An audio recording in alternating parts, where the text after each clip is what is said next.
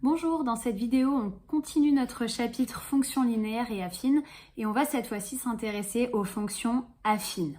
Alors, une fonction affine, si on a a et b deux nombres, c'est une fonction qui est de la forme f de x est égal à a fois x plus b.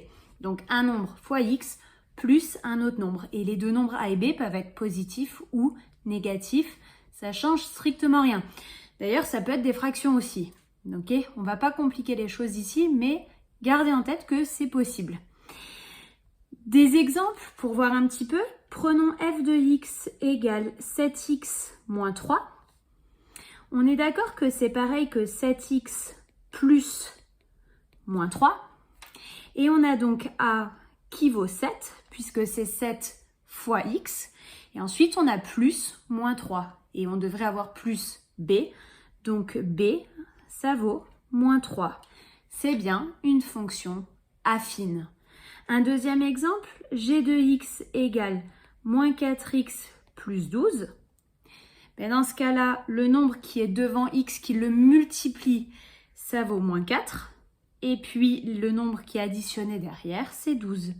Donc encore une fois, on a a fois x plus b. C'est bien une fonction affine. Donc rien de bien compliqué, un nombre fois x plus un autre nombre. Et gardez en tête qu'ils peuvent être bien sûr négatifs. Avec une fonction affine, on peut toujours, pareil que pour les fonctions linéaires, calculer l'image et l'antécédent d'un nombre. Regardons sur un exemple ce que ça nous donne. Alors, j'ai choisi complètement au hasard la fonction f de x égale 3x moins 4. C'est bien une fonction affine.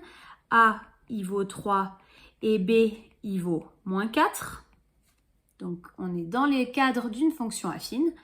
Et je veux calculer l'image de moins 10 et l'image de 5. Moins 10 et 5 sont donc les antécédents. C'est les valeurs de départ, c'est le x que je vais donc remplacer d'abord par moins 10 et ensuite par 5. N'hésitez pas à mettre pause et à faire par vous-même avant de regarder la correction. Donc on y va. F de moins 10, ça va nous donner 3 fois moins 10 moins 4, qui nous donne donc moins 30 moins 4 et donc moins 34. Et voilà, on a calculé l'image de moins 10. Je recommence avec 5. F de 5 égale 3 fois 5 moins 4. 3 fois 5 qui me donne 15. J'oublie pas le moins 4 et 15 moins 4 qui fait 11. Et donc j'ai bien calculé l'image de moins 10 et l'image de 5 sans aucun problème. Voyons maintenant pour calculer des antécédents. Donc je garde ma fonction f de x égale 3x moins 4. Et on veut calculer l'antécédent de moins 20 et de 48. Ça veut dire que moins 20 et 48, c'est des images, donc c'est des résultats. Et je ne connais pas encore le x. Donc je vais écrire que 3x moins 4 doit être égal à moins 20. C'est bien ça que ça veut dire. Moins 20, c'est l'image, donc c'est le résultat. Bon, bah c'est une équation, je la résous. Je commence par faire plus 4 des deux côtés. Ici, ça va s'annuler. Ça me donne donc 3x est égal à moins 16.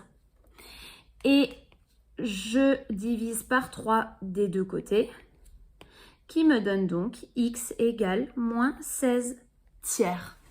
Si je tape ça à la calculatrice, je n'ai pas de valeur décimale exacte. On n'arrondit pas, on garde l'antécédent tel qu'il est sous forme de fraction. Et on peut conclure que f de moins 16 tiers est égal à moins 20. Et je recommence avec cette fois-ci pour image 48. Donc mon calcul, 3x moins 4 doit me donner 48. Je commence par faire de nouveau plus 4 des deux côtés.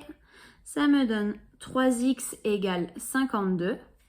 Je divise encore une fois par 3 des deux côtés. 52, si je fais 5 plus 2, ça fait 7. C'est pas dans la table de 3. Donc encore une fois, 52 tiers ne va pas me donner un nombre décimal fini. Donc je le garde comme ça et je conclus que f de 52 tiers est égal à 48.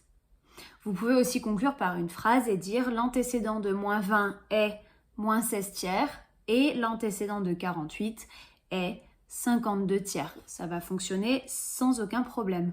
À vous de voir ce que vous préférez. J'espère que c'était clair. Si jamais ça n'était pas trop, n'hésitez pas à regarder une deuxième fois et à faire cette fois-ci les exemples vraiment par vous-même. Et puis bon courage pour les exercices.